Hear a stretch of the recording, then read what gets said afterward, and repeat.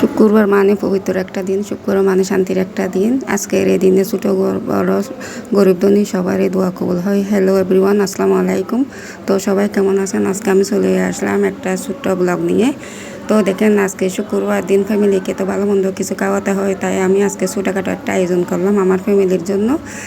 আমার আয়োজনটা তো গাইজ কেমন হয়েছে আপনারা কমেন্টে জানাইয়েন। আসলে শুক্রবার দিন ভালো মন্দ কিছু খাওয়াইতে পারলে নিজেরও একটা শান্তি লাগে, ভালো লাগে। ফ্যামিলির সবাইকে নিয়ে খেতে পারলে আনন্দটা একটু বাগাবাগি নিতে পারি আর কি। নিজেকে কিছু করে পরিবারকে উপহার দিতে পারলে শান্তি লাগে, মনে একটা এক্সট্রা শান্তি এসে যায়। তো আজকে আমি এই ছোট্ট আয়োজনটা করলাম আমার ফ্যামিলির জন্য, আমার পরিবারের জন্য। তো সবাই আমার ফ্যামিলির সবাইকে দোয়া করবেন যাতে আমার পরিবার পরিজন সবাইকে নিয়ে আমি সুন্দরভাবে দিনটা কাটাতে পারি।